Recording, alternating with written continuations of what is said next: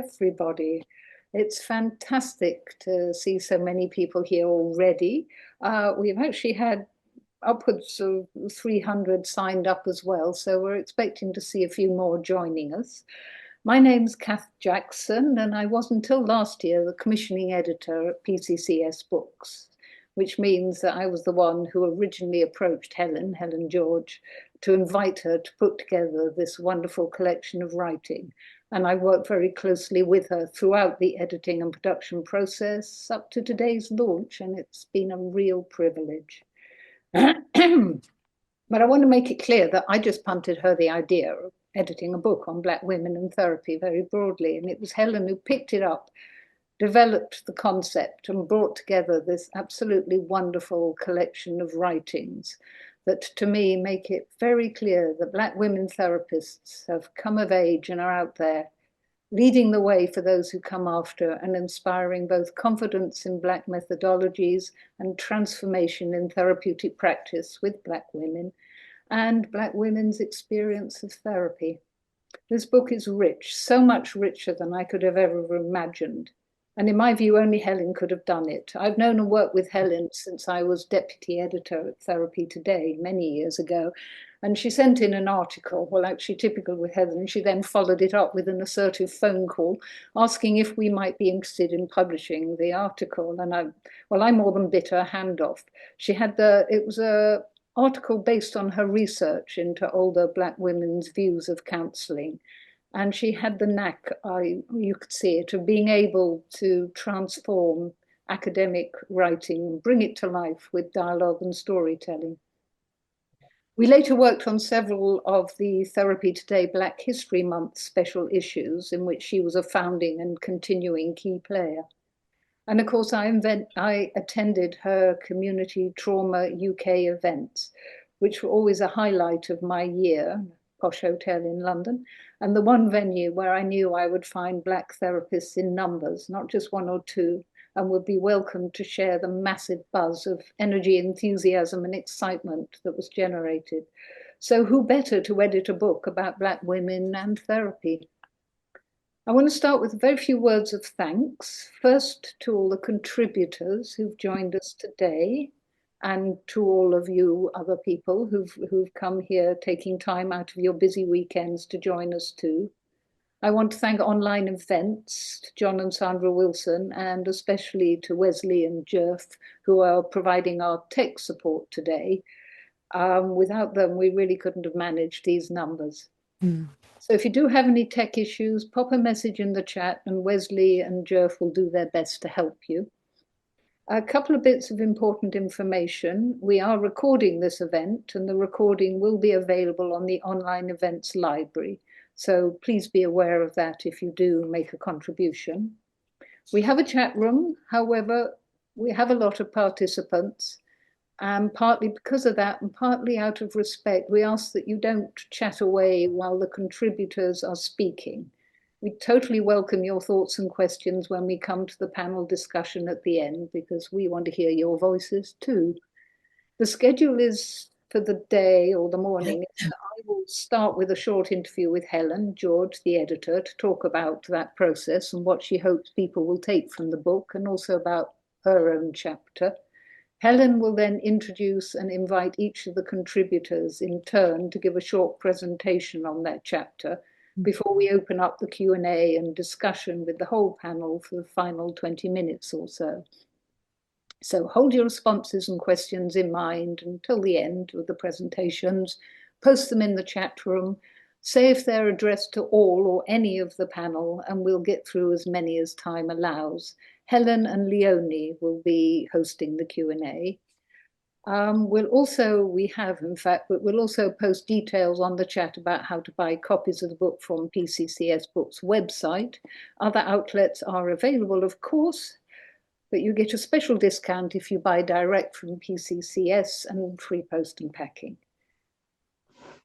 And before we go any further, as a fitting opener to the event itself, I'd like to invite Dr. Yatunda Adisarano to read her foreword to the book. When she sent it to us, Helen and I were just both blown away. It captures so beautifully the heart and messages of this book. Mm. Tunda is a highly respected counselling psychologist and founder of the BPS Division of Counselling Psychology, Black and Asian Counselling Psychologists Group, among many other things. Welcome and thank you, Yatunda. Thank you, Kat. Thank you, Helen, and thank you to everybody. Good morning, everyone.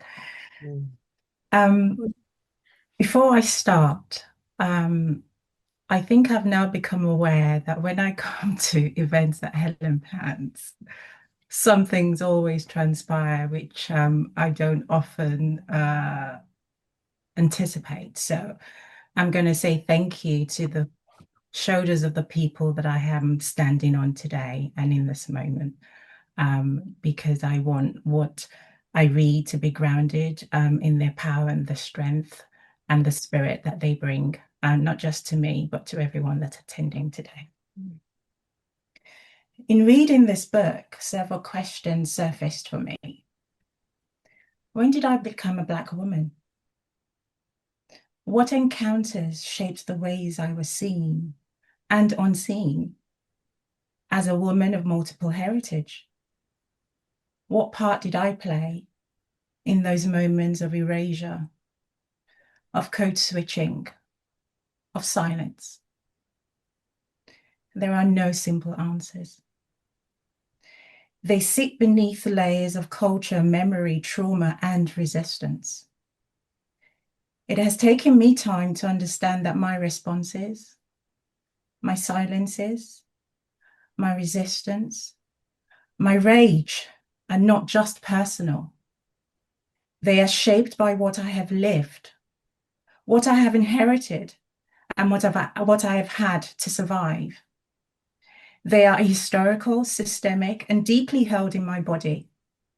They belong to me, yes, but they also belong to the world that formed me.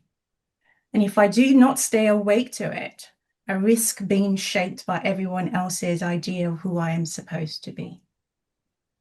As Audre Lorde has written, if I didn't define myself for myself, I would be crunched up into other people's fantasies for me and eaten alive. The truth of Laude's words reverberates through every chapter of Black women trauma and therapy. In a world that continually distorts, flattens, erases Black women's realities, this book offers something rare: the freedom to define ourselves on our own terms. This is not simply a clinical text. It is a manifesto of self-definition, a spiritual reckoning, and a collective remembering. Therapy is not treated as a neutral or universal process. Instead, we are invited into a space shaped by Black feminist ethics, African-centered psychologies, womanist, spiritualist, and ancestral wisdom. We see the threads of internal family systems, Ubuntu and ancestral constellations, woven through stories of survival and healing. Self-care is not a luxury, but a lifeline, an act of defiance and repair. The book speaks to what many of us have carried silently: racial trauma, infertility, colorism, invisibility, grief held in the body, and the corrosive effects of code switching. It holds space for the strong Black woman myth and the unspoken anger Black women often carry, not to pathologize it, but to honor it as truth. Therapy cannot claim to serve all while failing to account for the layered realities of Blackness, womanhood, culture, and class. The chapters on maternal health and reproductive justice are particularly striking because, for Black women, these are not abstract concerns. They are lived experiences that sit at the crossroads of life and loss, care and neglect. Yet this book not only exposes the harm, it also charts a way forward It reminds us that therapy can be a space where Black women do not need to explain themselves, where healing honors the mind, body, and soul, where the divine feminine is centered, not suppressed, where rage we carry is not feared but heard, where the call is not only to listen but to act. Whether you're a practitioner, a student, or a trainee, or a Black woman seeking reflection, this book offers more than knowledge. It offers a shift in perspective. May these pages reflect your truth. May they remind you that healing is never just personal. It is political, spiritual, and ancestral. May these pages offer knowledge, but also comfort. May they honor the inner lives of Black women, not as a case study or diagnosis, but as a whole, complex, worthy of tenderness. Thank you.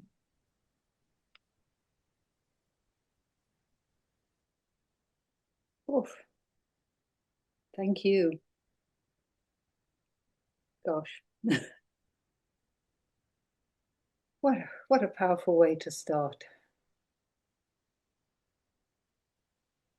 Oh, to just take a minute, really.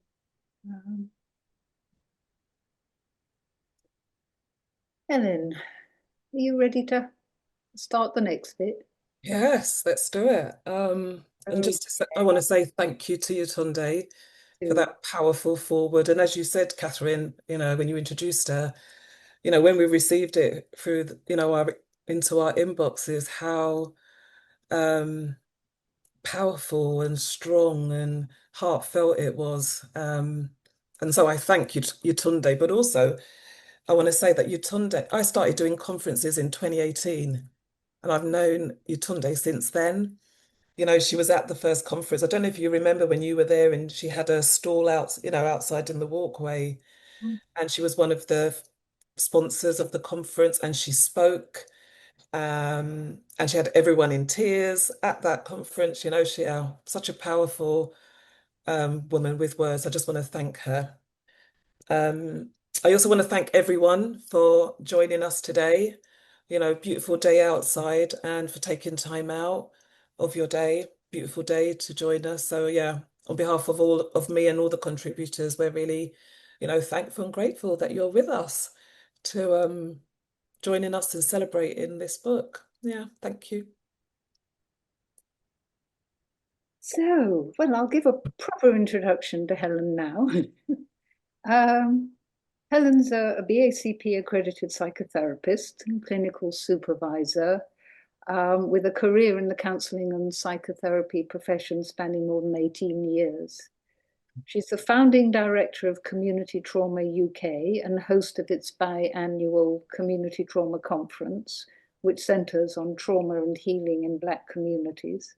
Alongside, she maintains a part-time private practice offering specialised support to women who have experienced trauma, infertility, or involuntary childlessness. She's also pursuing a PhD at the University of Chester, as if all of that isn't enough, researching the mental health needs of Black women experiencing infertility. So, Helen, let's just start with a few questions about the book. I mean, when I first talked to Helen about the questions I might ask, I said, well, look, I'll ask you what inspired you to do this book. And she laughed and said, you asked me to, which, killed my question stone dead. So I think that what I was going to start by asking instead is, what does the book mean to you?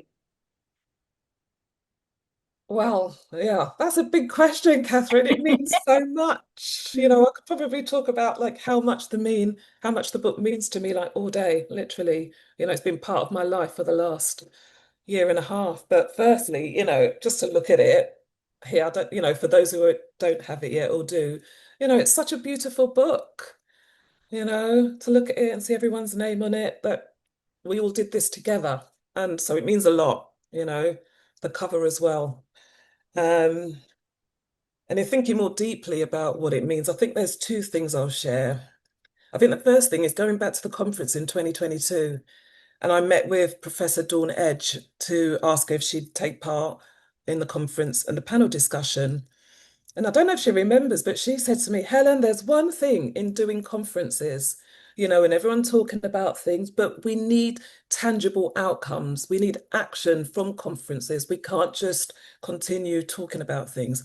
And that really, really stayed with me. So when I got your email to, do the edited book, I thought it was like kismet coming together, like, yeah, this, doing the edited book, which is inspired by the conference, is a tangible kind of outcome, and it's a book that will be there forever. And it's a book kind of spotlighting, Black women therapists and what they do, that it's down in print, not only individually, but collectively. So I think that's the first thing I'll say that the book means to me. So I thank Dawn for that.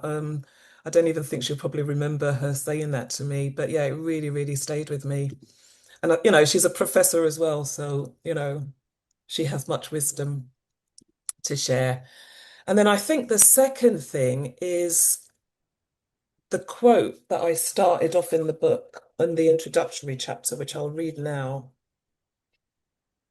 And it's a quote by Danielle Dickens and Dion Stevens in a book called The Psychology of Black Womanhood. And the quote is, each time a Black girl or woman decides to speak up rather than remain silent, she is engaging in an act of resistance. And that's also what this book means to me, that we are all speaking up, engaging in that act of resistance. And it's a golden thread, I think, that runs throughout the book, through all the chapters, through all the pages, all what we are speaking up about and how we are engaging in those acts of resistance. And just to name a few, go into a few of the chapters, Aisha, she's speaking up about how racism, anti-Blackness, and other oppressions can silence Black women. Feluke and Gail speaking up about the need for us all to lively up ourselves in our practices. Janice, a deeply, deeply personal chapter where she's speaking up about Black mixed heritage women and the multiplicity of their experience. Professor Dawn Edge and Hannah speaking up about the maternal and mental health needs of Black women throughout pregnancy, childbirth, and postnatally. And Rameri, speaking up about challenging and shattering the deficient ideas of Blackness and African heritage womanhood. And I think just lastly to end, what's also beautiful about the book is that we're not only just speaking out, we're offering another lens in which we can think about ways in which we can help Black women, the Black empathic approach, Black feminism, storytelling, you know, Janice taking IFS and embodies parts work to another level, African-centered therapy and ancestral constellation. So yeah, it means a lot. And not just because I am the editor, but because of what the book stands for, and a book like this has never been done before. So yeah, that's how much the book means to me.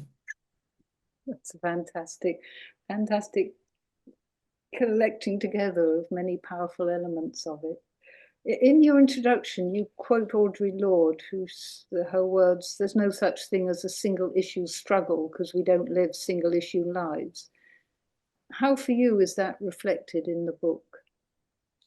It's another golden thread, I think, that runs throughout the whole book again, and it's something about what Black women present with in our therapy rooms that what they present with, it can't be considered in isolation as a single issue. You know, in my introduction, I speak about Black women, including myself. We are all living in a world of anti-Blackness, racism, sexism, all the disparities, inequities, and equalities that we face, those cannot be separated out or ignored in the therapy room, and it needs to be considered. And I think Gail and Feluke, in their chapter 2 of the book, they provide a really good example of this, where they write about the young girl in Hackney, Child Q, and her experience of being strip searched by police when they were looking for drugs while she was on her period, and no appropriate adult present. You know, Gail and Feluke, they speak about it's not just about the trauma of what she was subjected to. It's also about the need to help her understand the why behind what happened, the why behind how it happened. And this is where Black feminism and intersectionality can come in to help us all of us as therapists, you know, and to help our clients understand what is going on, what has happened. And even my chapter as well on infertility, it's not only about the struggles that Black women have with infertility, but again, the inequities, the disparities, and how they're treated, by medical services and professionals as well. Yeah, again, I could go on, but I'll stop there for time. Catherine. We're running over, you and I. So I'm going to move on to your own chapter on infertility, which is also the subject of your PhD research. You've actually briefly outlined it for us already, which was my next question. But why this focus? Well, so that's the work I do as a therapist. I don't have children, not through infertility, but through involuntary childlessness. Um, and somehow I just ended up down this path working with women. And, when you think about the literature or the discourse, Black women's experiences and voices are totally missing. And so that's where the passion comes from, the need for Black women's voices and experiences to be heard. And so the chapter is a way, as a start, to get their voices and experiences out, but also through my PhD as well. Mm, mm. Yeah. You give a very damning picture of Black women's experience of infertility treatment in the UK and the personal challenges they can also face. How do you think that experience reflects the intersections of oppressions that they encounter today? I think it goes back to it's not a single issue. It's not just infertility, and intersectionally, we need to look at those oppressions. We need to look at the disparities, the inequities, that they're experiencing. We need to think about why is it that Black women are out of all ethnicities, they're at the highest rate of, they experience the most infertility. They're the least likely to, in terms of fertility treatment, they're the least likely to end up having a baby. Yeah, we need to look at everything around that.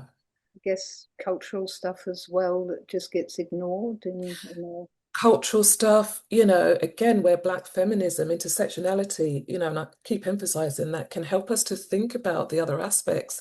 How does Black womanhood, what does that mean for women? How does their histories, their culture, their ethnicity, their religion, so many different aspects that need to be considered, and that's nowhere to be found in the literature or the discourse. Mm, mm, mm. Well, sadly, I think we're going to have to wrap up now because we've gone over time, which is setting a very bad example. But anyway, it was I told you there's so much to say. well worth it. Yeah. It's been lovely to talk to you, Helen. I'm now going to hand over to you. Yes, thank you. Thank you. Thank you. And so I am going to invite Dr. Aisha Mackenzie Mavinga on,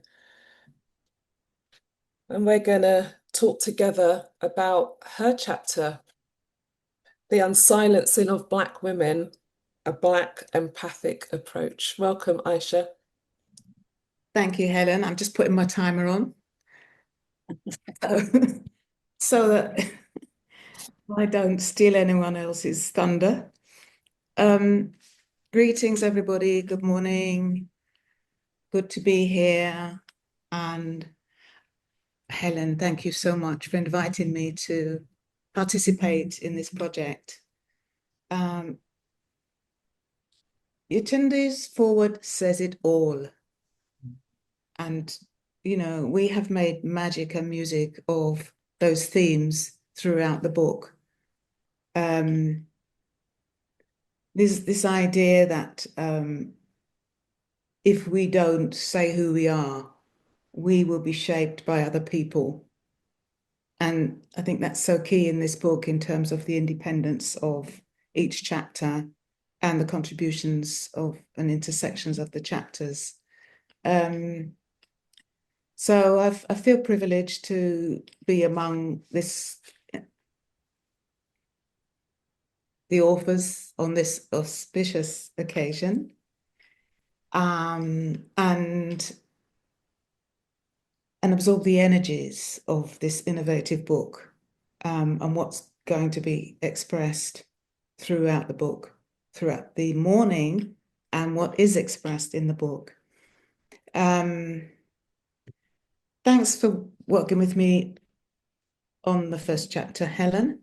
Your questions were very inspiring and also assisted my voice so that I could expand a bit on some of my ideas about what we do and how we can do it in terms of internalized racism and the Black empathic approach. So first of all, you questioned my thought about internalized oppression, internalized racism that I said could be key to Black women's silence. And of course, internalized oppression is key to the silence of most individuals. But when we're talking about the experience of sexism, misogynoir, anti-Black racism, we're talking about specific areas of internalized anti-Black racism that we can harbor as Black women. I speak for myself and from some of the experiences and client work that I've done.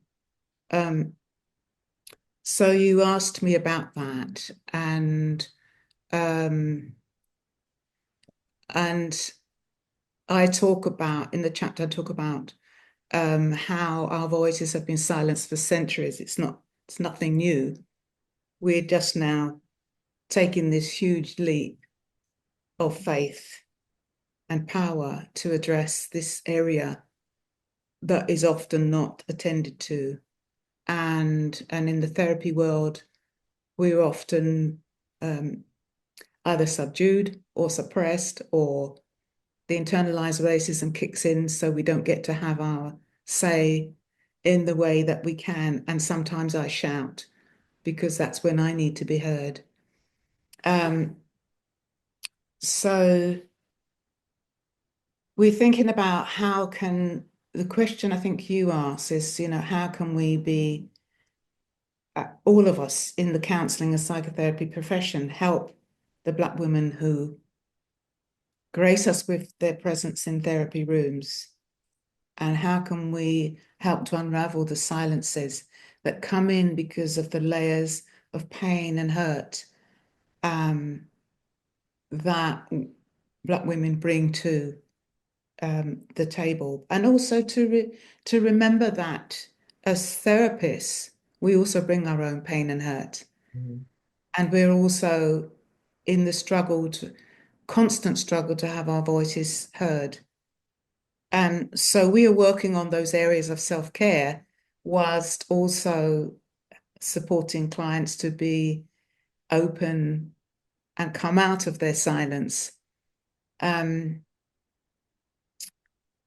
So you talked with me about that, and I talked to you about the layers of internalized racism. And the layers of oppression as well, isn't And it? the other layers, intersecting layers of oppression Yeah. that we're often carrying that make us heavy. Mm. That creates a silence, often because our pain is not taken seriously, often not taken seriously, depending on who the listener is. And of course, I spoke with you about, the stereotype of the aggressive Black woman that comes up from the world of Yeah. Black racism and misogynoir, and also that often we harbour inside ourselves.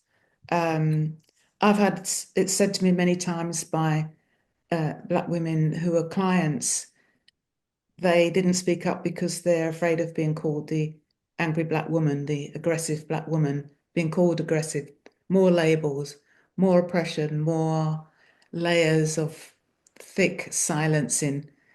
Um, yeah, and I suggest that we may talk back, and many of us do. And this work is talking back. The work of the book is talking back. We may interact, we may interrupt, we may counteract, like hitting something with a baseball bat. But what we do with the injuries that remain inside of us, and often we silence because we want to get on with our lives and do our self-care and care for the people around us who are also influenced by anti-Black racism and misogynoir. And often our hurt's not seen, our feelings are not seen. We remain silent, and if we do speak, it creates another form of oppression. My God, it can't be 7 minutes already. The That's time is quick. going on. Yeah. I could speak forever. So anything quick do you want to say, Helen, before? Yeah, I'll just quickly say, I think one of the things that really spoke to me in your chapter as well, that us as therapists need to do the work too. Yes, absolutely. Yeah, we need to do the work too. We need to unsilence ourselves based, on our own personal experiences, but also how can we try and help our own clients to become unsilenced if we're not ourselves? Yes. Yeah. And thinking about, the generations of Black women and how the silence has often been passed on. Mm. And the other thing we discussed was the Black empathic approach, which Yeah. is basically what we're doing now. We're leaning into the understanding, the overstanding, we're leaning into the phenomenon of Black women being silenced. We're leaning into it rather than shying away from it and Yes. perpetuating the stereotypes. So I don't want to take up any more time, but thank you for allowing me this space. And thank you. Thank you, Aisha. Thank you. Okay, and so next, chapter 2 of the book, we have Feluke Taylor and Professor Gail Lewis. Okay, I'll leave you both to Thank talk you, to Helen. your chapter. Yeah, thank you. Hey, Gail. Hey, Um, okay. thank you. Yeah, Tunde. Wow. Uh, you said this is not a clinical text, and it kind of reminded me that I absolutely 100%. And yet, I think I was arriving here expecting myself to be clinical in some ways. And actually, not a clinical text and not a clinical forward, maybe not a forward at all, maybe something a bit more like an invocation. And it changed something in me to the extent that it actually changed something about what I want to say in this 7 minutes. You're just going to have to roll with me, Gail. I trust that you can do that. Um, that I want to actually dedicate this time to Mm, Michelle Springer Benjamin, who mm, uh, was a therapist, um, working with Black women for probably 40 years, really foundational to the Women and Girls Network and their Black feminist practice, who joined the ancestors in this last few weeks mm, and is in this book because she was my writing buddy. mm, So, yeah, I just want to shout her out. mm. And I think what that means is she would have loved this book, by the way, and she would have bought multiple copies and shared them. So take that as an instruction, if you will.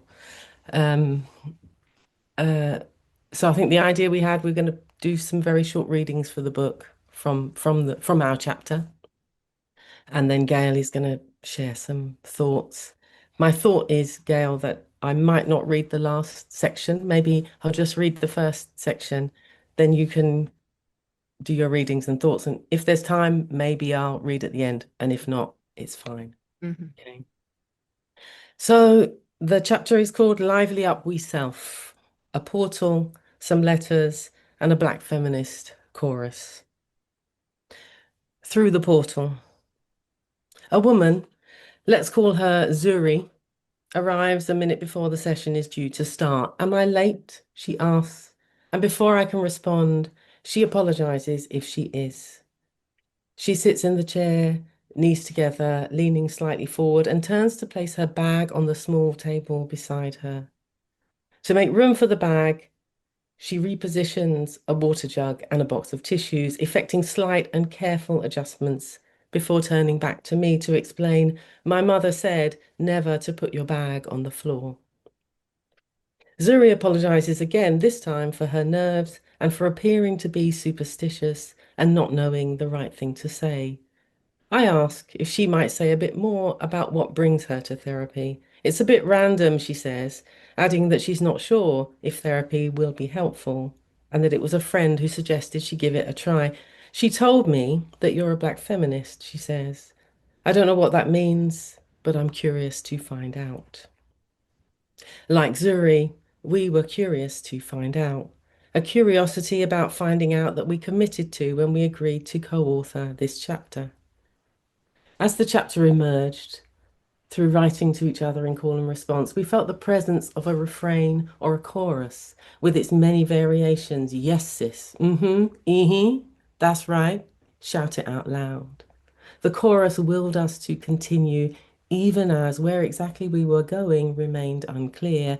And this is how we arrived here, with a chapter that brings Black feminisms, their ethics of care, intersectional analyses, and abolitionist world-building potentials into conversation with psychoanalytic or psychoanalytically informed psychotherapy, theory, and practice. Thank you. Hello, everyone. I'm just going to carry straight on with the reading before saying anything else. For Luque, I'm just out of session with a new client, Ayala, and you were with me for so much of it. My internalized you, offering Black feminist steer as I stayed with the pain and confusion that was in the room, fashioning the interaction between me and Ayala as we entered therapeutic relation. I felt my footing slipping, and your voice, in itself, but as a conduit for numerous Black feminist offerings, felt like a hand steadying me. I remembered that we had spoken about Black feminism as being fundamentally about ethical relation, and how we thought our task as therapists was to let this be a central coordinate for our work. I was struggling to stay in touch with Ayala's idiom as we were both being swept up in the alive deathliness effected upon her by the intersections of modes of power that simultaneously construct and imprison her as modes of knowing her and me and you and yet which I know, feel she repudiates and refuses in a fugitive mode of her beingness.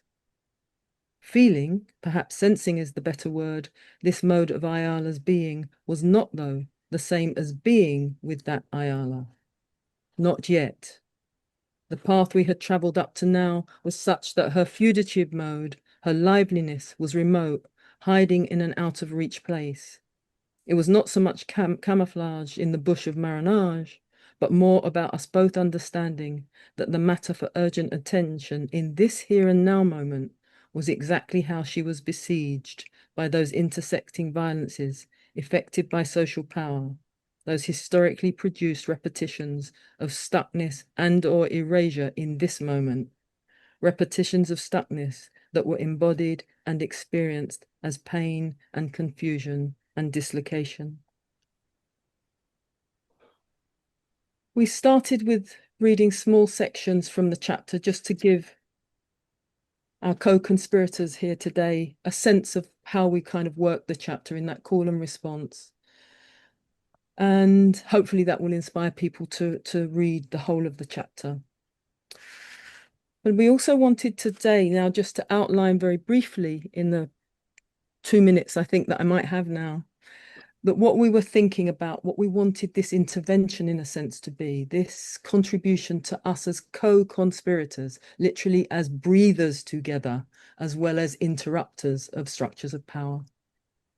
And we wanted to stress that a Black feminist ethic of care was really about the production of space, of making space, the bag carrying the ancestral knowledge that it should not be on the floor is making space. It's a voice of making space. The voices that are both silenced and present us with the need, the urgency, the imperative to hear the other ways in which Black women do speak, not necessarily with tongue, but in all sorts of other ways in which they speak in the consulting room and charge us with resources to be found together. We wanted to think about, therefore, Black feminism as talking about new modes of relating, and that they offer us something in the consulting room, you know, with its deathliness of the white masters, as it were, and mistresses, in a sense, that we work with and to, but who we have to make room for all the other modes of knowing and being that Black women carry into the room, including us, has been emphasized. We think of this as a process of coming into community and constructing community, as we're doing today. We're constructing community of Black feminist thinking and thought and practice in the room, with our multiple ways of doing it, our multiple approaches, but together provide us with such a magnum of resource for understanding pain, but also for charting journeys out and through that pain. Not forgetting it, not pretending it's not there, but journeys out and through it. The child Q case, in a sense. And lastly, just because I know this time, we wanted to sort of talk about how all this speaks to listening to, gathering into the multiple people present in the consulting room beyond somebody called client and therapist. That with each of those persons, client and therapist, there are all our other ancestral personhoods, our ancestral knowings, our ancestral calls to freedom in process of constant becoming. And that's what we feel a Black feminist approach can offer, and which we contribute in this gathering of co-conspirators. Thank you. Thank you. Thank you for Luke and Gail. That was so powerful. And I think I said to you earlier on, you know, your chapter, the chorus, but for me, you know, I just felt the cry, you know, the cry that we need to do more. You know, we need to be using Black feminism and intersectionality to help Black women, and the cry of all what we've been through. So yeah, thank you both. Thank you. Okay, so next, moving on, it's Janice Acua and her deeply personal and deeply phenomenal chapter that she has written, that she's gifted us, and it's called How We Are Made Mixed Race, Multiplicity of Mind and Multiplicity of Experience. Janice, I'll leave you to it. Okay. Thank you, Helen. Good to see you all and good to be here. I'm just noticing what parts are present as I sit here, what's going on in my body. I can feel the parts that want to go, right, you've got 7 minutes and you're going to sell to them why talking about mixed race identities is really crucial in the therapy world. Okay, go. There are other parts that are like, you can't really say these things. They want to silence me. And I think this theme of silencing is so key, and it's so enlivening and enabling and freeing to have it named all the way through from Yetunde's start. The internalized oppressors in internal family systems, we think of them as our protective parts, the parts that are silencing me to keep me safe. And they are still here with me now. And yet I've heard your words today, and I can feel how things shift in me. So I'm going to invite all these parts of me to take space while I just notice where I want to start. I want to acknowledge that in Isha's book in 2016, she said that the voices of multi-heritage people, their challenges often tend to be marginalized or made invisible. There is research that supports this too, that in our therapy rooms, people silence or unsee mixed race. Yet I didn't know I was mixed race except by what other people put on me as a child. I started because I grew up in Ghana, I was called white or bruni. I would call back and say, no, I'm not that. I got to Britain and I was clearly black and only black. And I'm just going to read the beginning of my a little bit from the beginning of my chapter, which is me pretty new to England still, starting off as an actor, coming down to London for a casting, very excited. It is the early 1990s. My people-pleasing parts are leaning forward. I'm speaking my best received pronunciation that I learned to speak at home. The casting directors are scanning my CV, chatting about my experiences and where I am from. And then to wind up, one of them says, really lovely to meet you. And you're such a gorgeous color, not too dark. My smile freezes. I see her jolt with surprise as her colleague must have kicked her under the table. When I walk out, I know the sun is shining on the busy Soho street and my heart is pounding. Not too dark. And this is a good thing? I'm still new enough to UK experiences of racism to have been surprised. So the part of me that I now think of as holding a new immigrant perspective, trained by my black father's experiences visiting 1940s, 50s Britain, considers, well, this is how it must be. This is what one has to manage. These days, we call that a microaggression, perhaps a multiracial microaggression, or simply anti-black racism. As a black woman of dual heritage, my lighter skin is valued. My so-called light skin privilege means I can be given those smaller roles, so productions can tick the diversity box without white viewers being too troubled. Here is the colorism, shadeism, that is familiar to black and multiracial women. The intersection of privilege and prejudice in one scenario, landing in our body minds. The objectification and the significance of the way we look related to our desirability, how the market will respond to us, and how blackness is viewed. Blunt, perhaps, in this context where appearances explicitly sell, but nevertheless an experience that touches on some of the themes that mixed-race women may be confronted with. I am positioned in between. And it's this in-betweenness that many people, many women of, what name do we give? Multi-heritage identities, mixed race identities. These names are up for discussion. None of them quite speak to, none of them speak for all of us. There's a shorthand these days that most of us, many of us accept, mixed, and often the younger generation identify with that term. So from now on, I will use the term mixed. But I find it problematic as well, as it kind of conveys the sense of being mixed up, of not quite belonging. So that is the subjective experience of many.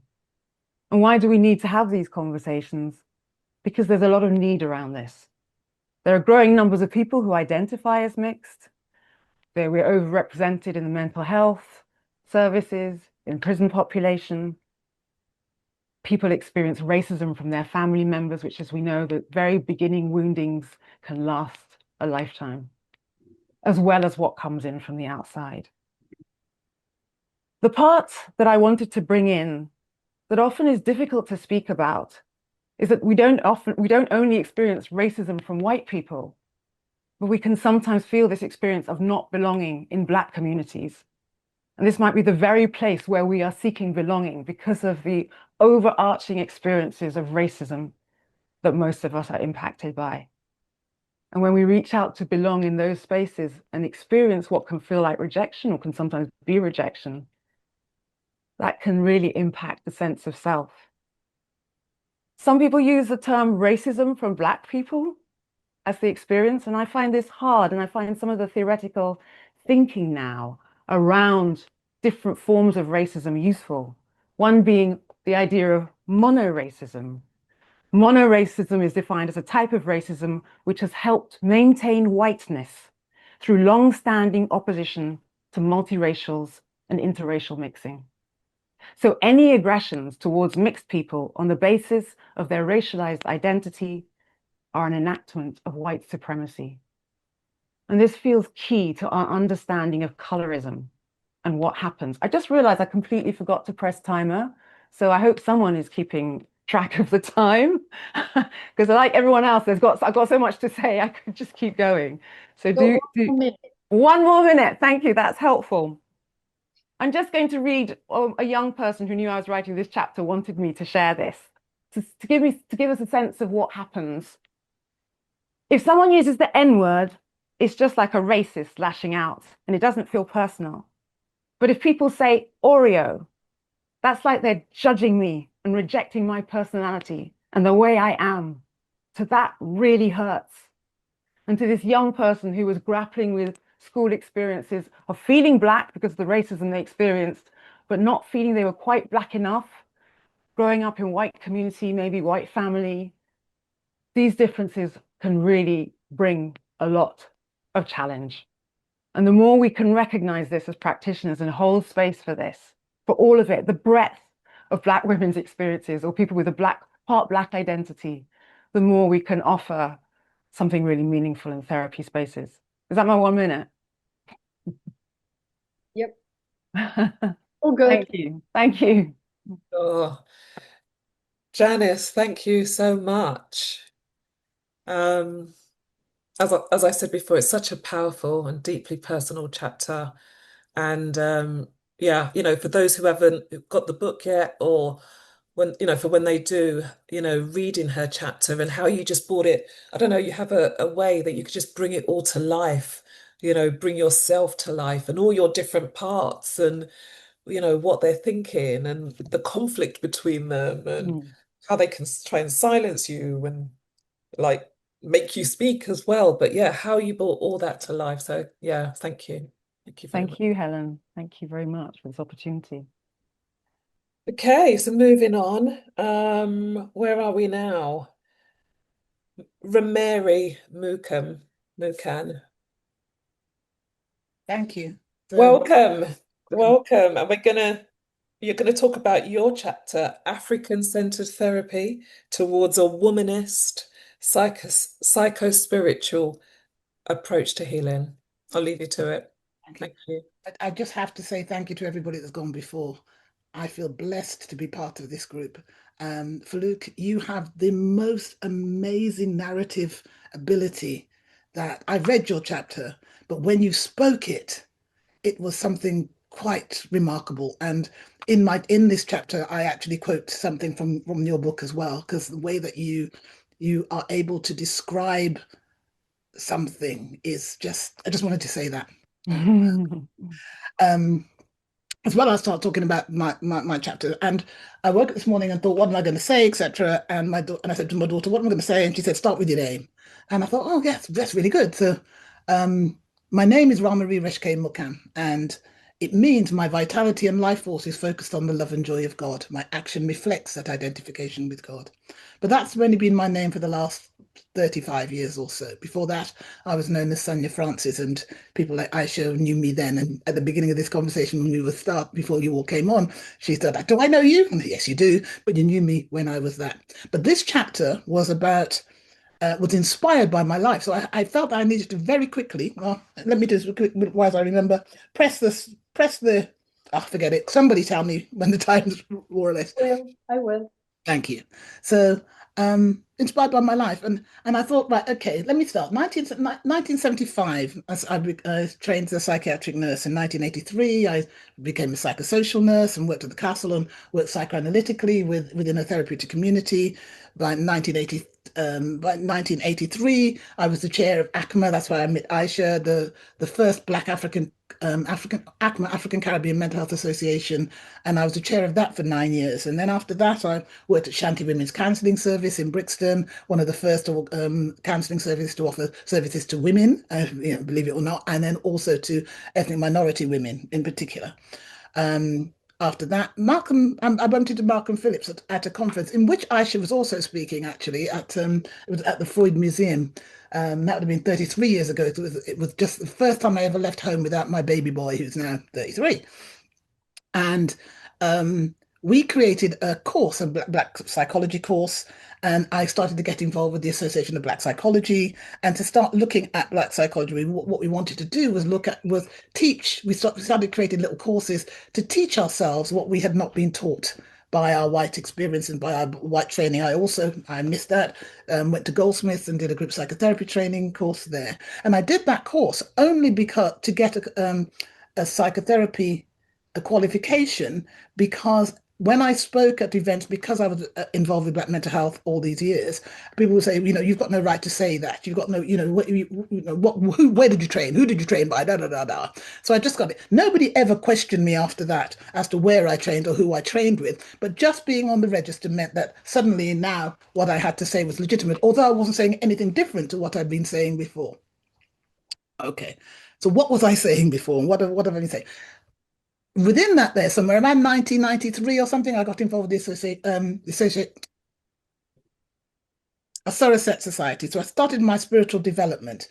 And when I started to look at my spirituality, engage with my spirituality and engage with what it meant to be Black and what it meant to be human from an African-centered perspective and from the Association of Black Psychologists viewpoint, they say we as human beings, we are spiritual beings having a physical experience. And that kind of really changes how you think about yourself and how you engage with the world. And when you start to look at the ancient ways of knowing and being, it's very different from the worldview that psychotherapy, counselling, psychology, Eurocentric ways of thinking and being. We have in European worldview, everything is dichotomous and then hierarchical, whereas in other worldviews, everything is, it can be either or. We're diunital. We can have both and at the same time. And so when you begin to see yourself from an African-centered worldview, then we understand why we struggle so much, why as Black women we struggle so much with fitting into this dichotomous hierarchical, dichotomous and hierarchical relationship. Because it always means that we are, if we're Black, it's a Black, white, Black, we're at the bottom. If we're male, female, we're at the bottom, and so on and so forth. And it's important that we maintain those positions in order to keep the status quo as it is. So what I began to do and what I reflect in this chapter is to move away from that way of thinking and being and start to look at ourselves from our own way. So I started to look at things like the Black proposition, the 5 characteristics of African Blackness, and the essence of our spirit. That spirit is essential for us. So I am divine, I am perfectible, I am free will, I am in the moment, and I am social responsibility. If we think of ourselves and what it means to be human in those kind of contexts from an African-centered perspective rather than from a European one, it completely changes, and this is what I talk about in the chapter, how we engage with the world. Because we are not our emotions and our feelings. We are not depressed. We are not this. We are spiritual human beings who are having a depressive episode. That's not who we are. Our identification isn't that. We have to stop this identification with the symptoms rather than and look at the core essence of who we are. So by using African Black psychology to underpin the way that we engage with ourselves and with the world, we are able to get not have to deal with and manage all of that, the racism and all of the stuff that goes with that. Got nothing to do with us.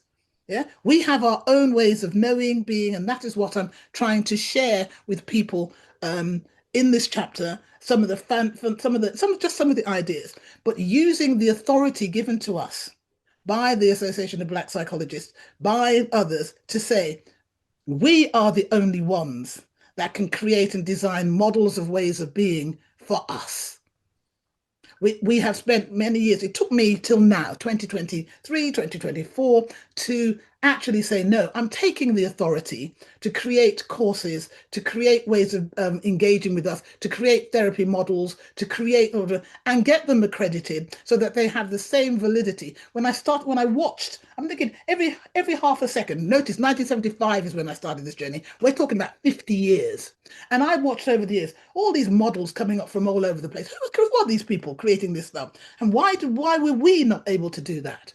And then I realized actually the only thing that was stopping us was us.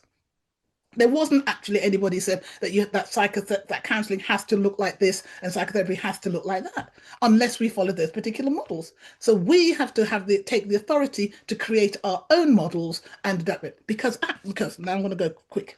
Because the models, the Eurocentric ones, were all based on ancient ways of being and knowing that were ours anyway. Freud heavily leaned on Kemet and Egyptian philosophy, although he didn't use those things in his being, he used the Greeks.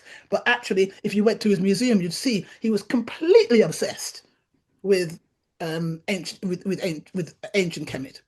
Jung similarly, completely obsessed. The notion of hierarchies and you know what I mean. I'm not gonna bother.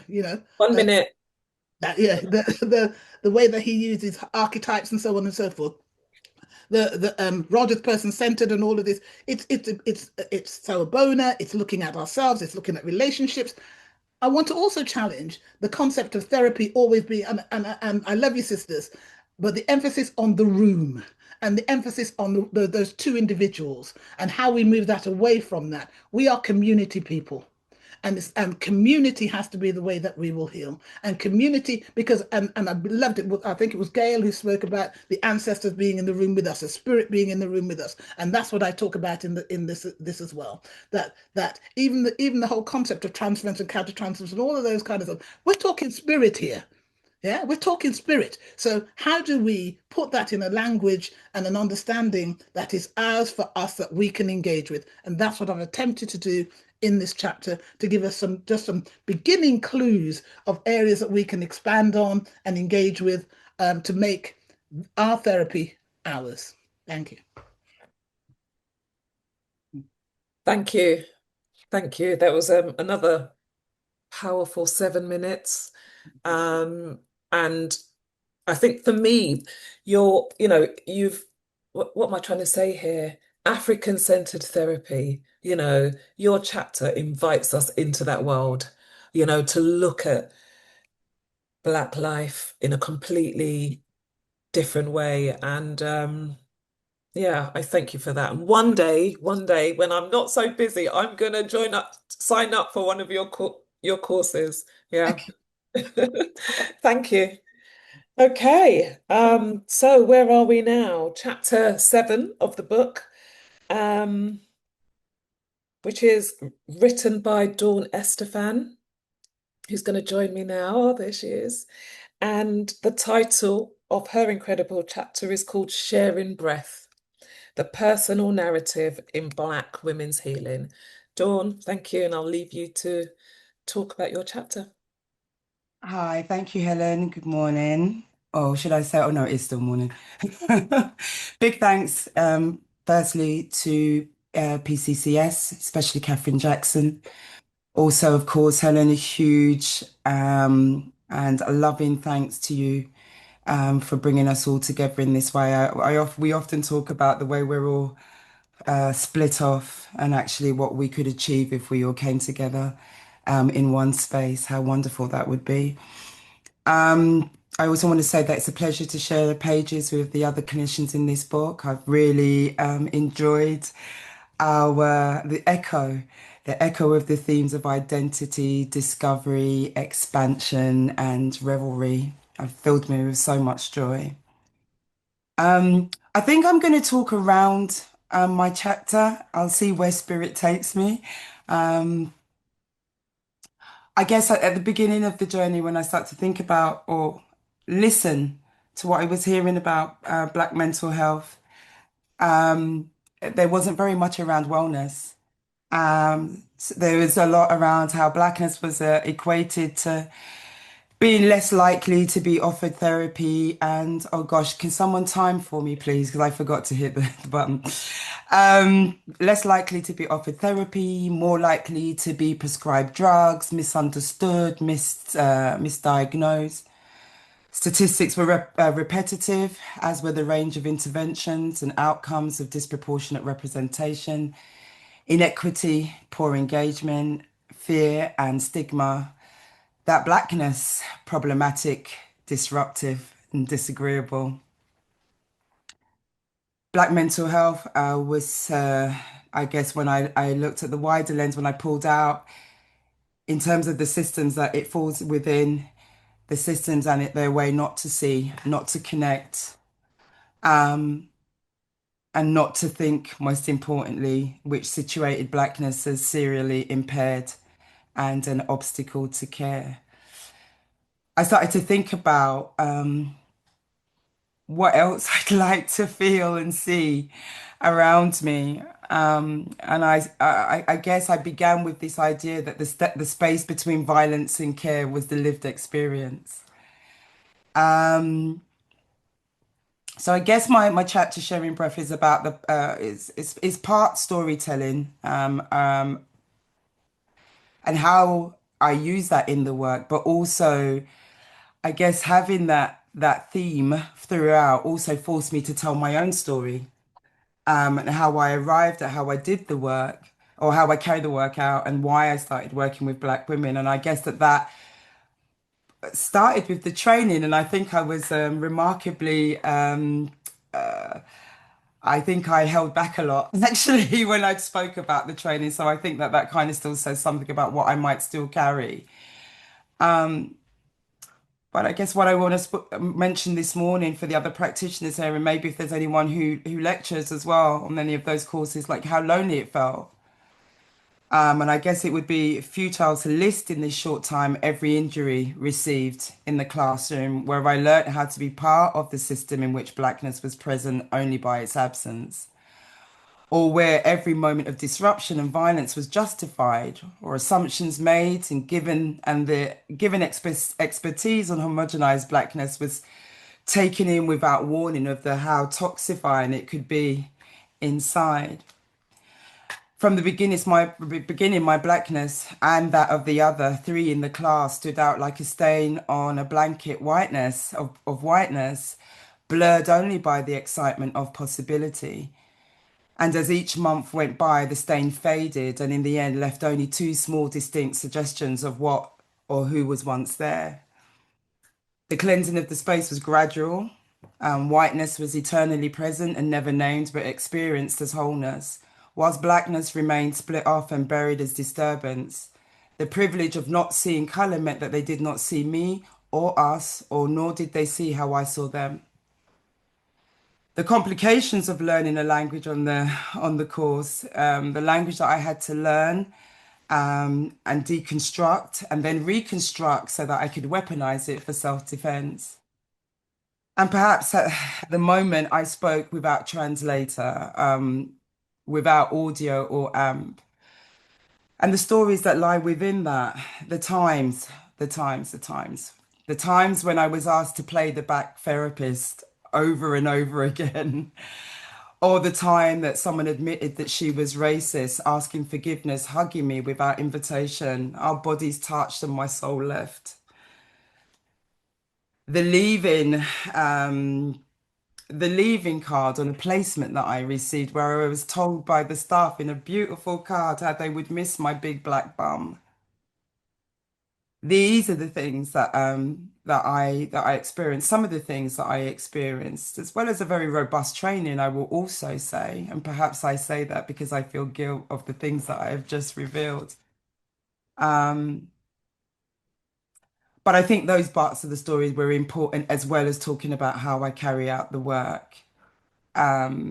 Because I knew that it was really important to tell stories that were not the remake of the stories, but the actual stories that needed to be told. I always say to my clients, it's important to tear out all the pages of your story so that you can get to the first line that was written by yourself. There were other moments in the work when I worked within organizations where I remember where stories were told that helped define how I worked with my clients about, in terms of like reformation. One of my colleagues had, she had studied, I say she studied the third world. She'd gone to other countries where she described them as the third world. And she spoke about these poor children that carried items on their heads. And it was really weird because I knew the story, but actually, when you see like a bad remake, when they make a film, there's an original and you see a remake and you go, no, the original was better.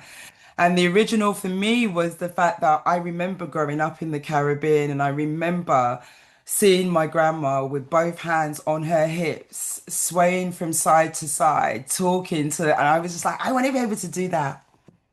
I want to be able to do that. And I remember starting off like that and then graduate into that and then graduate into that and being able to be real sassy when I was talking to my friends, emulating my grandmother's movements. And those are the things, I guess I'm jumping around all over the place, but I think those are the stories that we don't really see in case studies. And those are the things that we don't explore when in terms of looking at the world through another lens. And I think storytelling is really important. Storytelling helps us to make revolutionary history, to tell the past or the hope for the future in the way that we have experienced it, mouth to mouth, skin to skin, eye to eye, talking of the present as we feel it in our hearts and with our words. And that's what I encourage my clients to do. 1 minute, Dawn. Thank you. And that's what I encourage my clients to do, to come in and to tell the stories and to not leave any bits out. I often talk about the experience of having like witches, devils, brujas on my couch. I've never seen that written anywhere. And I've never seen that written anywhere from a UK perspective either, as well. There's a lot of US stuff. So that's why this book is so important for practitioners who come from all places, actually, because not all of us dare to dream or imagine or reimagine the future in this work. Thank you. Thank you, Dawn. Thank you for sharing breath with me. When we spoke, thinking about the chapter a couple of times, didn't we? We We did. we met to speak about the chapter, and yes, look, beautiful chapter that it became. Thank you for sharing breath with me and Thank you. today. Thank you. Thank you, Eshe. Thank you. Okay, so we are now on chapter 8 in the book, and that's with Sonia Welch Morin. And Sonia's chapter is called Ancestral Constellations, Healing the Tears and Fears of Our Mothers, Grandmothers, and Great-Grandmothers. And I'm going to stay on with Sonia because this chapter was, I interviewed her, and the title of the chapter, it's just, I don't know, it really spoke to us, didn't it? There was something about it, about what you do, the work that you do, intergeneration, the ancestral work you do, but also, you know, the lineage, Black women, what's carried down to us. So Yes. over to you. Yes. Can you hear me? Yes. Yes. I was thinking, what am I going to talk about? And 7 minutes isn't very much. So thank you for the invite, Helen, and to Catherine, and to all the other women who have contributed these great chapters. When you asked me whether I would write a chapter, I invited you to come to a workshop because it's quite difficult to explain my work succinctly. I call it a transgenerational therapeutic practice, a brief therapy, if you will. And when you came, one of the things we talked about in the book was a resourcing exercise that I did, where when you do this in a group with other participants, we set up 7 or 8 generations of mothers, mother, grandmother, great great grandmother. And I went down the line, resourcing all of those women down the line. If I try to explain that as transgenerational work, what we do in ancestral constellations is look at the relationships down the line that may have conflicts or may be unresolved, and that we, thank you, Helen, that's the That's the graphic picture. Yeah, that's that's the the graphic that picture you drew, that I that you drew. illustrated, yeah, of us Yeah, resourcing each other. yeah. Yeah. So what we're trying to do is look at where the missing people are and look at where the conflicts are down the line, and look at how we in our present generation may be carrying some of the tears and fears. So in this case, the tears and fears of our mothers. And it's a kind of, I see it as a kind of ancestral remembering. And a lot of people that come to the work, a lot of women that come to work with me, they come because they're interested in the ancestral and what that means and what that represents for them. And when we do this work in group, we do it in community, I think we're looking at remembering back down the line. And often, I think as Black people, we don't want to, it's too painful. I remember just before my dad died in 2018, I said to him, I'm going back to Guyana every year. And he looked at me and he said, oh, I wouldn't do that if I was you, darling. And it's because he knew when I went back, I would find all the things that we don't want to look at, all the pain, the hurt, the sexual violence, the domestic violence, the plantation, we'd find it all. So we don't want to go back and look. And I want to remember Dr. Beryl Gilroy, because in 1985, she was my first therapist. My first therapist was a Black woman. My last therapist in the noughties was a Black woman. And when I went to therapy with Dr. Gilroy, I think I lasted 6 to 9 months, if that, because I was like, I can't deal with any of this. I don't want to look at any of this. Don't want to look at the pain. And then I spent the next couple of decades going in and out of therapy, dipping in and out. It kind of never completely spoke to my soul. And then in 2011, I went to a family constellations workshop and I looked at it and I went, that's an African ritual. That's what I've been looking for. Where are all the Black people? Oh, they're not around. And they still aren't around in the work of family constellations. Very few facilitators, very few trainers. And that's something that I always wanted to change. And that's why I developed Ancestral Constellations, kind of form of remembering. And I think I wanted to, and as the works emerged, I'm really interested in a diaspora practice. When I stepped into that family constellations workshop, I felt my great grandmother Margaret. She said to me, you should do this work. And it set me off on this journey to Guyana, getting my citizenship, reconnecting. It sent me to Africa. It sent me into initiatory practices. There was something that I was following to try and heal my family line for this current generation, for the next generation.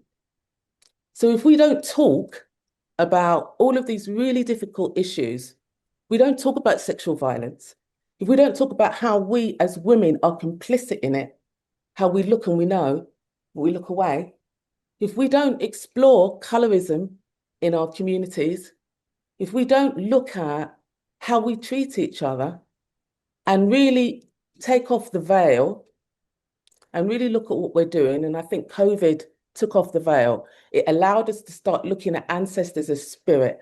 So in the family constellations world, the way they talk about ancestors is some kind of, in the Western world, in my experience, some kind of abstract notion. In my work, it's spirit. When we call in and somebody stands in the place of a grandfather or a great-grandfather that passed on, that's a sacred healing act. And it's work with spirit. And when I first started doing this, I was really scared. And I remember talking to Dr. Aisha and saying, oh, I don't know if I can do this, you know, the therapy field won't recognize it. And she said, do it, go ahead and do it. And so I've done it in my image. And I think Rameri is right. We need to do our work and build our models in our image. And if we had 1,000 different models, it wouldn't be enough. So my model might not work for everybody. Somebody else's model might be perfect for them. But this is what I do. It's the way that I do a practice that is embodied and experiential and in the moment. How much time have I got left? Catherine, she's keeping time. 1 minute. 1 minute, perfect. So I've said much more than I thought I'd be able to say. I want to read just a little bit from my chapter as a kind of as a succinct explanation for ancestral constellations. And it is, we do the work in the current generation in the hope that future generations may not need to go through what we have gone through. And by doing family healing rituals, we are appeasing our ancestors and answering their call. And I think when I read that chapter, thank you, Helen, when I read that quote, I went, oh, did I say that? But I think that that neatly sums up the work and what I'm trying to do. So thank you, everybody. Thank you, Sonia. Thank you for all the work you do for the future generations. Okay, moving on. Oh, we're getting there. Chapter 9. So I'm going to invite on Professor Dawn Edge and Hannah Glowden. And they're going to be talking about the chapter that they co-wrote together called Birth in Trauma, Epistemic Injustice and Unseeking Help, Black Women and Maternal Healthcare in the UK. I'll leave you both to it. Thank you. Thank you, Helen. Thank you, Helen. Thank you, everyone, for being here. And Helen, thank you so much for putting this work together, for putting together this incredible group of women to write in this space, to co-create. And I'm really thrilled. And, you know, your wonderful statement at the beginning, and this is what we're called to do, isn't it? We're called to pass on the baton. So I'm really delighted that I'm here working with a young researcher, somebody starting out on her career journey with Hannah, and that we're together, we were able to put this chapter together with some help. I should mention Juliana Morimoto and Isaiah Broderick. They also contributed to the work, but we actually did the writing.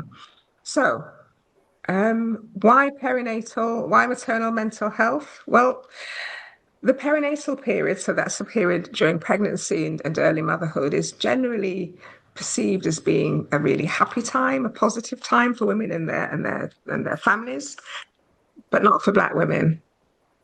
So particularly during pregnancy and childbirth, it's fraught with danger, and for a lot of Black women, a lot of fear and anxiety. And I'm talking about particularly in the UK context.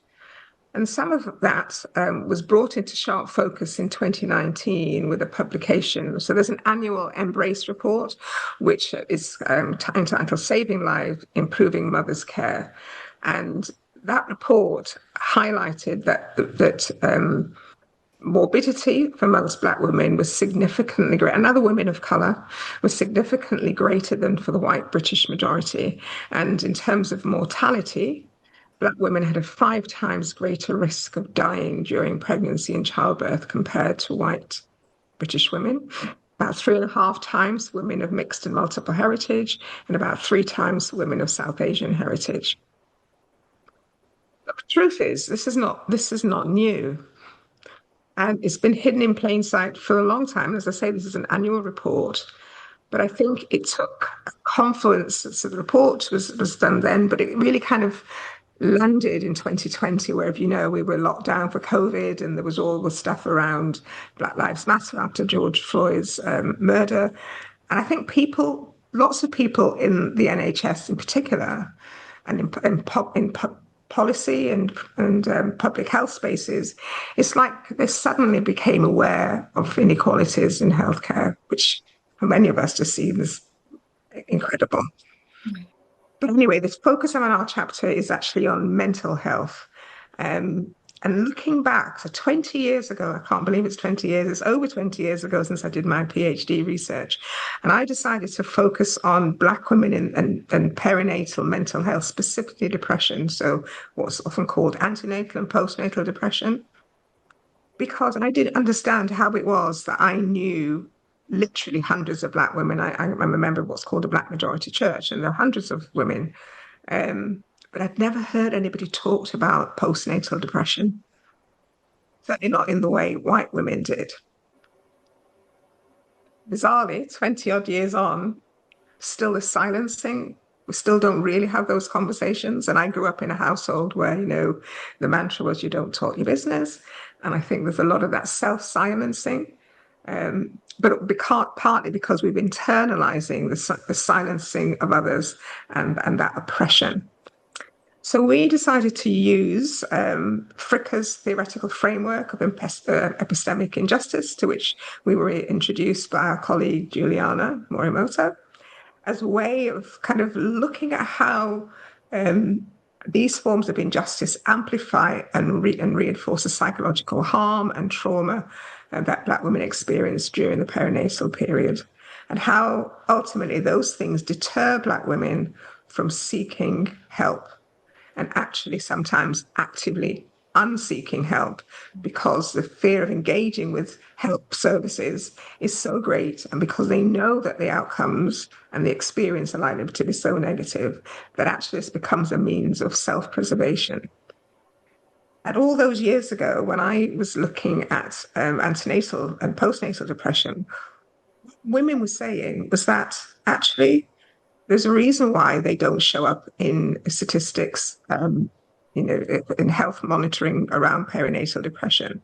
And that's because their experience of physical health care during pregnancy and childbirth was so painful, difficult, and traumatic that they pulled away from health and care services more generally.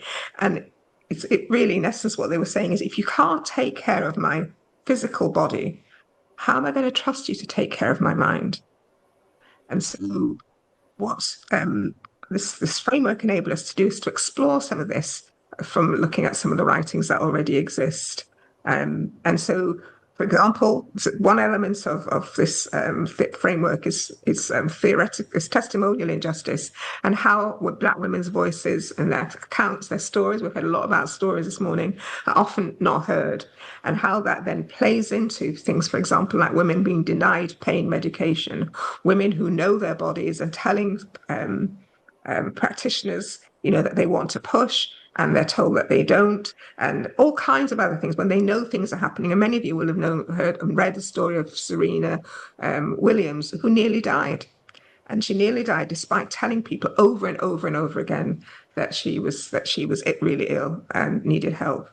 And then we used 1 minute, Dawn. Really can't, because I've been timing it. Can't, because Hannah's not spoken yet. That's what Catherine minutes. says. I got my timer. Got my timer next to my side. Anyway, so I'll stop there because I talk about the hermeneutic of justice and how we use that to look at the perinatal journey. So I'm going to hand over to Hannah because, I'm not quite sure what's wrong with the timing because I've got my timer right here with me. Thanks, Dawn. So in the chapter, we have a call to action. I think we really wanted to make this call to action something that was very key to our chapter for reasons that have been touched on, to speak out against the silencing of women that we talk about throughout the book. And I think this is especially key from my perspective for therapists to hear. I've had an experience in the past being on a counselling course myself, and we're talking about discrimination. That was the topic of the week, and being the only Black woman in the room, and women were saying things like, racism doesn't exist, I don't see colour, blah, blah, blah, blah, blah. If you're then going to qualify as a therapist, a counsellor, and that's your mentality going into the room, you're going to re-traumatize people. You're not going to hear their stories and their pain from maternal injustice and all of these really important experiences we've talked about today. So if anyone can get anything from that chapter, whether people are training, they're new to qualify, anything like that, it's just to not silence Black women and to listen, to let them speak out, to hear their stories. And hopefully this can kind of influence learnings, trainings, and again, just reiterating the importance of this work. We kind of finished the chapter earlier this year, and just yesterday we heard of the passing of Adriana Smith, a Black woman in the US, who was denied healthcare to keep her alive. They instead kept her body as an incubator while she was brain dead, to then take her baby from her. And that, again, she could have been saved if she was listened to. So just reiterating the importance, and thank you for including us in this wonderful space with many kind of inspirational women for me in my future career steps. So thank you. That's brilliant. Thank you. Thank you, Dawn and Hannah. And I think for me, the main, not well, one of the main things that I get from your chapter is that call to action, but also to believe Black women in what they're saying, the health professionals to believe them. So thank you very much. And we'll move on to chapter 10 of the book. And that's Leonie Cashier. And her chapter is called Reclaiming Self-Care, Thriving as a Black Woman Psychotherapist Within Systemically Unjust Systems. Thank you, Leonie, and I'll leave you to it. Thank you so much. I was initially feeling really nervous and anxious, but listening to everyone speaking, and also seeing all of the comments coming through and my friends messaging me, who some of them are online, I'm actually feeling really emotional. And I know that I only have 7 minutes, and so I need to kind of park it and process everything all at the same time. But yeah, thank you for everyone who's still logged in, making it to kind of chapter 10. And happy solstice, because it is Letha today. So actually today is a very significant day to actually have the online book launch, because it's the longest day of sun. So I guess a little bit about me first off. Yes, my name's Leonie. I'm a psychotherapist. I've been in therapy since 2018. And I actually worked with Helen George and Dawn Estefan in a primary care service. So I've known both of them for quite a while. And I'm from London. And in terms of the book chapter that I have contributed, it's not just about mine, it's all of them. And I know that I can only really talk about mine right now, but I just wanted to say first and foremost a little bit about how Janice's chapter really resonated with me on a very personal level, just because I think it does link with my writing process. I've always been hesitant of actually being in Black spaces because of monoracism, which she talks about, and the rejection that I have experienced previously in Black spaces. And so when Helen first approached me for the opportunity to write, there was something inside me that was like, no, I'm not the right person maybe to write or contribute anything. But actually, through the writing process and through connecting with some of the other authors, I realized actually I am in the right place, and I have a lot to offer in terms of a perspective that's quite unique, having Black heritage and also being white as well. And so, in terms of the title, why did I choose Reclaiming? I think that was quite important, because I don't view self-care as something that is actually radical. I view it as something that is necessary. And if we think about the ethos of self-care, a lot of the reading that I've done for the chapter and how I frame it is that self-care is an act of civil disobedience, defiance, resistance within the context of unjust systems. And actually, the best thing that we can do in current times is actually not allow the world and its kind of affairs to impact our health and our well-being, our soul, our relationships with people, and how we use and take up space. And I really liked what Romeri said. She mentioned that about racism actually not having to do anything with us. It's completely projected. And yes, we're all born with prejudice, but I think that that's really important, and that spirit is essential. We are spiritual, we are spirit having a human experience. And just moving on from what Sonia was sharing as well about the ancestral constellation work, I actually have attended her 2-day workshop and found it extremely powerful. So if you can attend. So in terms of my writing process, Helen actually asked me to contribute around May or April 2023. And my first draft was about 27,000 words. And she kind of said to me, well, I'm not reading that. And also, where's your voice? And I think I got really stuck in all of the kind of knowledge and information base and not really sharing about me. And I guess that's where kind of the model comes in. After actually writing the book, so I actually submitted my draft a year ago. And I don't know, there was something about revisiting the draft in print that was really strange because the process was just completely different. And I almost felt removed from what I had written. It was a really strange thing. But I recently, or since that time, found out that I have dyslexia. And so that's really interesting because I feel like coming up with something that's quite tangible. So in my chapter, I actually propose a model for self-care, a two-tiered model. So I'll quickly share kind of what that looks like. But essentially, it's pretty much the only model that really exists like it, where it actually accounts in self-care for the self and the collective. So it's the only work on self-care that really looks at both self-care and collective care in a tangible way. So there's a way that you can actually take away something from the book and do something with it. And I think it's a powerful thing to actually take authority and look beyond Eurocentric models and to develop new ones. And I would say actually I developed it over the span of 4 years, and I think it's something that would also help inspire other people because I am in the infancy of my career, I feel, to actually go forward and do the same and consider other ways of contributing. 1 more minute, Leonie. Thank you. So in terms of the domains, because it is a tangible model, and I did want to talk more about that instead of actually looking at the contents of the book itself, which you can read. It's actually split into 8 domains or life areas.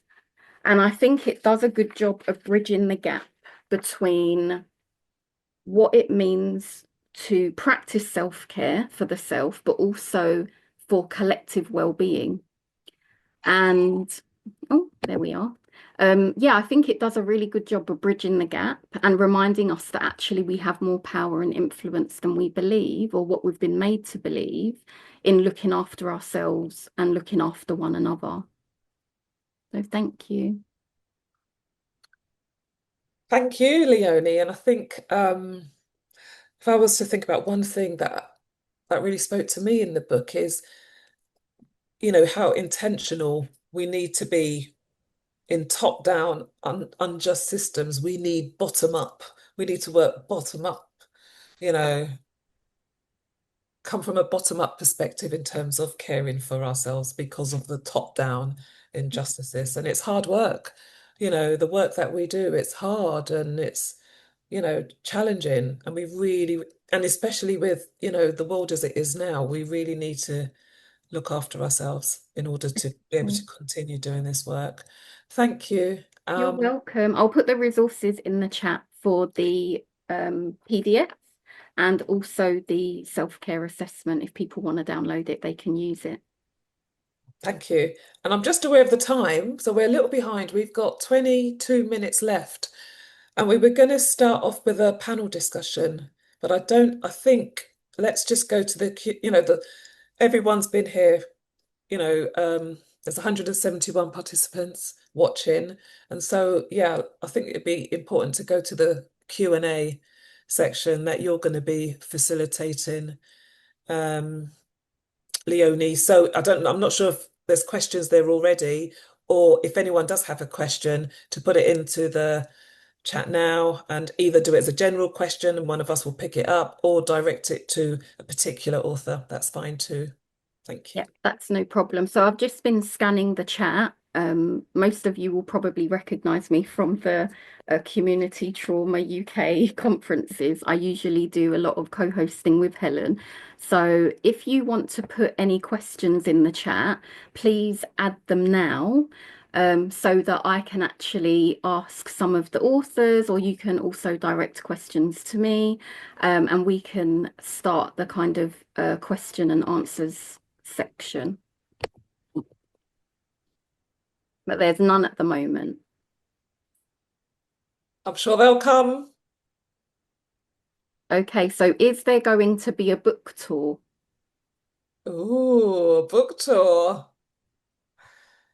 Um, the book was mine. It was all mine, I felt, for just under 2 years. It's all mine. And I had to let it go. Once it was all done and it was publication day, it was no longer mine. It was, I had to let it go and wish it well. And so, if uh, something about wishing it well and yeah, just being open to what it gives us all, and so if one of those things is a book tour, I'm all for it. And I'll be bringing the contributors along with me. So, yes. And will there be a second edition with more authors in years to come? Ah, um, I'd like to think so. I'd really like to think so. I think, it's a 10 chapter book, so it only kind of captured, a small intersection of Black women's experiences, and there's so many more. And so, yeah, if PCS are interested, we'd be happy to do a second edition. One of the questions actually just came through from Janice. Someone has actually asked her if there's going to be an audio version of the book. Oh, should I come in there from PCCS Books? Just to say, Hi, Catherine. that I think we can consider it. Yeah, surely. Yeah, it'd be nice hearing everyone's voice speaking their chapters. Yeah. I would support that. I think it comes across so much more strongly. Well, maybe because I'm also a bit dyslexic. When you hear it, as opposed to having to do all that translating, reading, and blah blah blah. Thank you. I think it's a great idea if we can organize everybody to record their own chapters. It'd be fabulous. Yeah. And I think it kind of comes under the decolonization of, text and books, and that we can get creative and there's different ways of reading and listening.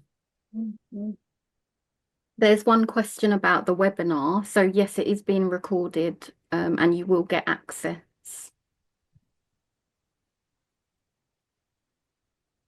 Yeah, someone said about being visually impaired, so having it recorded or an audio version would actually be quite helpful. I was just wondering, what was the question that you were going to do in the panel discussion, Helen? Do you think, given that Yeah. a lot of questions, why not punt it now to everybody, and then there can be a bit more of an open chat? Yeah, sure. Hang on, there's one here. Yep. There are some questions coming through now, actually. So Siggy said someone mentioned comments at work about black bums. So I think that's referring to Dawn Estefan's comment. Does the book go into workplace racial trauma? And that question came from someone who works in the corporate industry. Does anyone, any of the authors want to answer that? Dawn? Where's Dawn? I briefly mention it, but I don't go into any depth about it. Dawn? I know my chapter doesn't speak about the workplace per se, although I guess, working in therapeutic organizations is the workplace.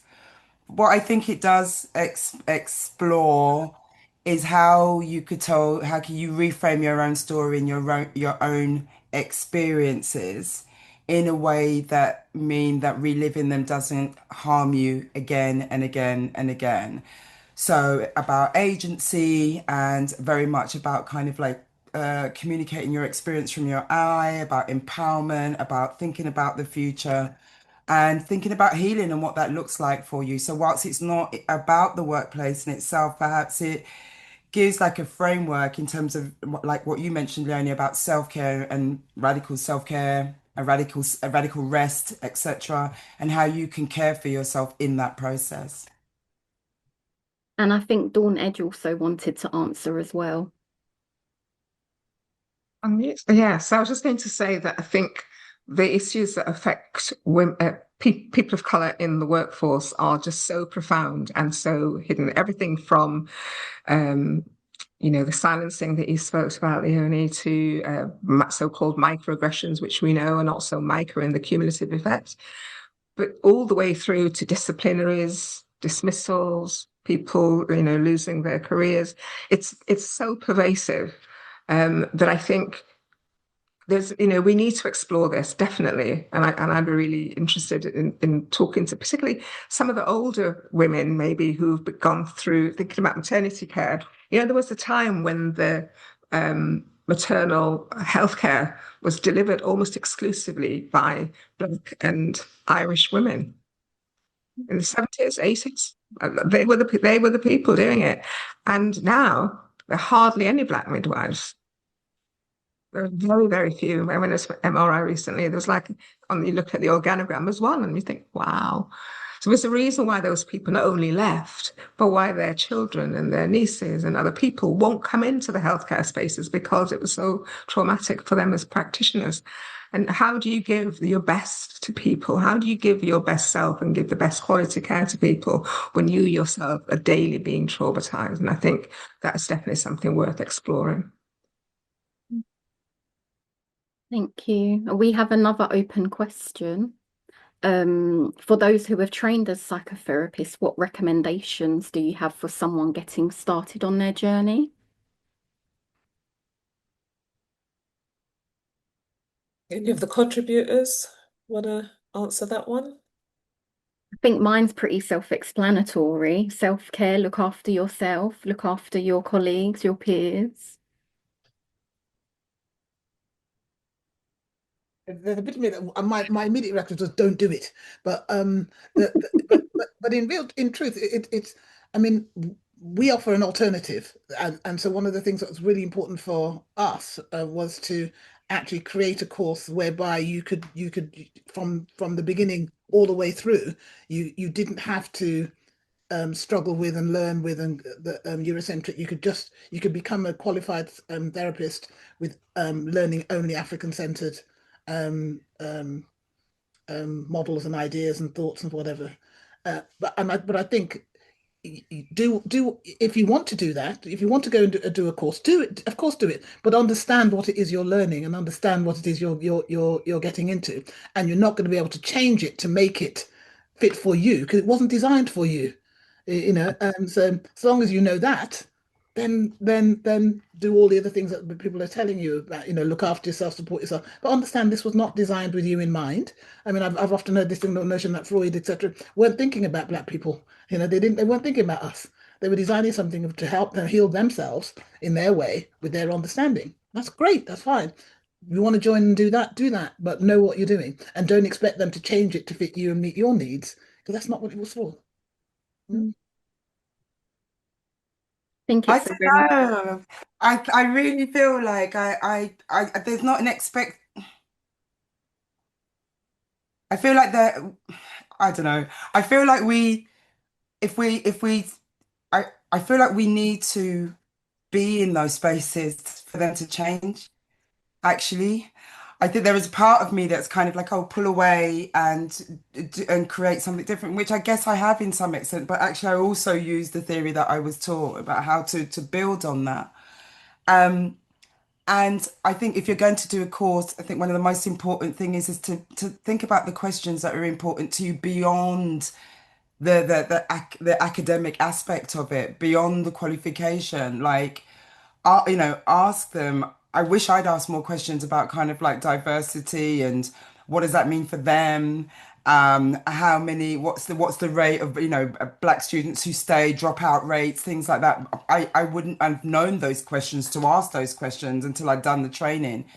But there are so many of us out here like who are kind of like very visible and also reach out and everyone's really busy. So before I put more work onto everyone, but I think, it's always good to try and ask somebody some questions about what you should ask when you're interviewing for for one of those courses as well.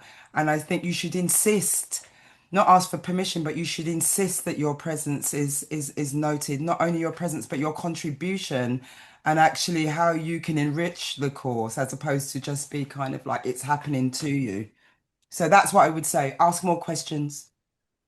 And before we move on to Aisha's contribution, I just wanted to say, Dawn, Estefan, if you could put information in the chat about your services, because people are also asking. Aisha?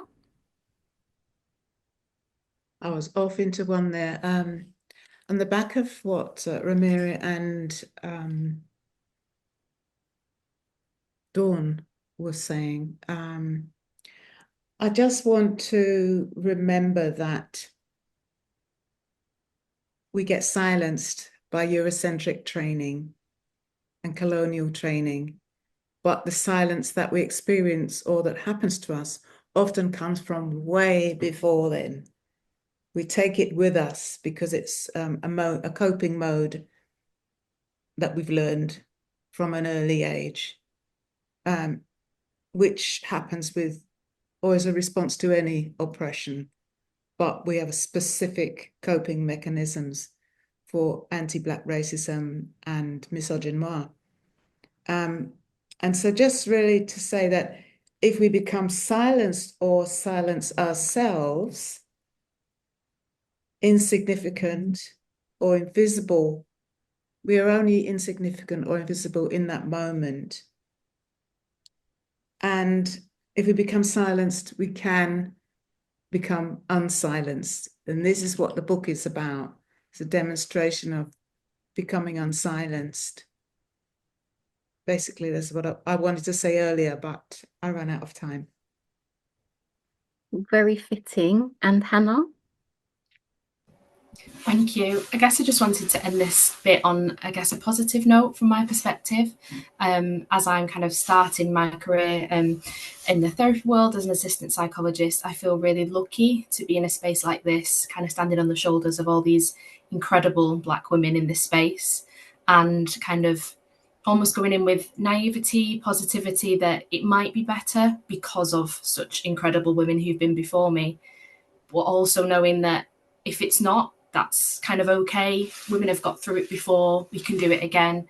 As mentioned in the comments by Karen, you know, the importance of having community when you start this journey and, you know, kind of being there because of your passion, being there because, you know, you've like myself got a passion about social justice. You're there for a reason. It's the space for you, and kind of acknowledging the journey might be difficult, but it's you're in the right place and there's the community around you and the incredible women before you to kind of lean on and reach out for and learn from their wisdom. So as much as it sounds negative, please don't be put off by it.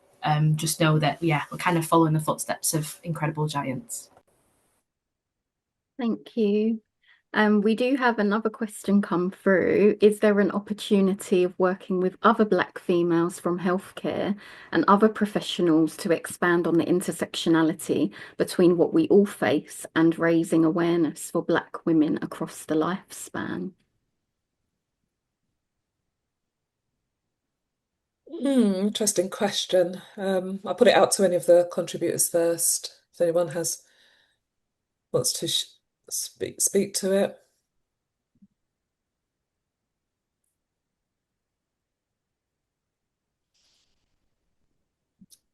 I'll start it off. I think this book and, you know, all the chapters and all the words written inside it can really help. You know, it's not just a book about therapy, I don't think, or for therapists. I think it's for Black women. I think it can also be for services to really look at and think about how they can make changes. I think it's a book that, yeah, it kind of speaks to more than just the therapeutic relationship. You know, if you think about the title, it's Revolutionising Therapeutic Thought and Practice. And it's practicing how services are working with Black women, what they need to understand, what they need to think about as well. And some of the theories, you know, intersectionality, how does that play out, play out? How can we think about that in relation to patience or Black feminist thought, epistemic injustice, all of it? Yeah. And Sonia?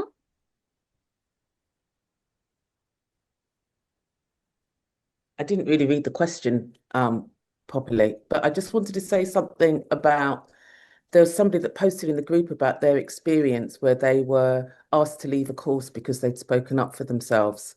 And so I think it's really important also to think about where you are in your career when you go into practice, because I'd always been around therapeutic work. And then when I was about 50, I decided I wanted to go back, and I was told I had to start all over again, and I wasn't going to do it. So actually, it does say in my chapter, I'm a psychotherapist. I'm so sorry, I'm not. And I would never call myself that.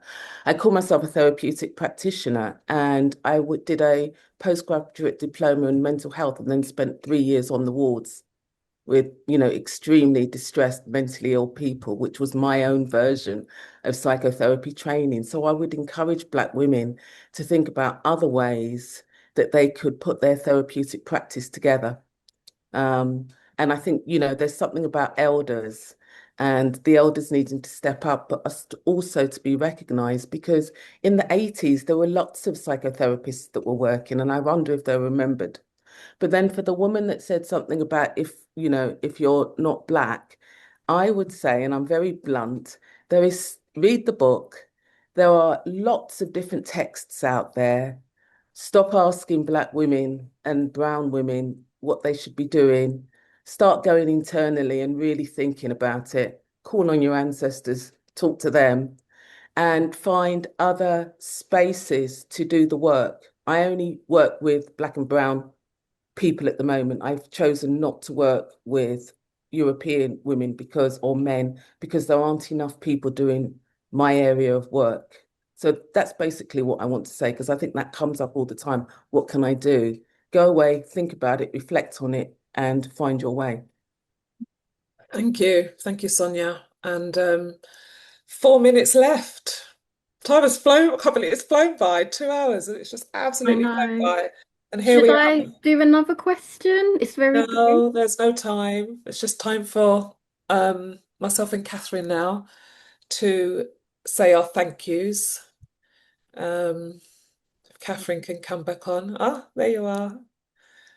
And so, yeah, Catherine, do you want to start off with the thank I just yous? want to thank Leonie for a start, for wonderfully handling streams of stuff coming through, which always does my head in. I can't cope with that at all. Thank you so much for doing that. I just want to repeat my thanks to you, all the contributors who've just been pure gold. Just amazing stuff that's come up. And everybody else for coming, and to our tech team who've just been quietly and thoroughly efficient in the background. And yeah, over to you, Helen. It's just been an amazing event. So thank you, Helen. Yes, and thank you, Catherine, for the email. As soon as I received it, I was like, yes, it's you. I'm happy to do it.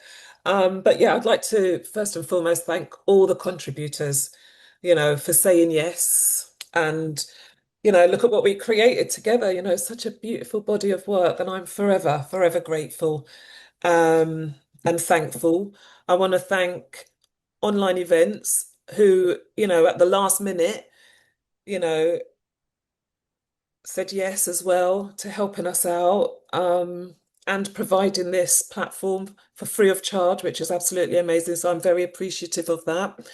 And lastly, to everyone who has joined us today, thank you for taking time out of this beautiful sunny day and of your schedule to be with us. I've not really looked at the chat. I'm trying to stay focused, but I can just see it going, going, going, which is absolutely amazing. So thank you all. Thank you all. And buy the book. It's an important text with some really important messages. And yeah, we look forward to connecting again soon. Thank you very much.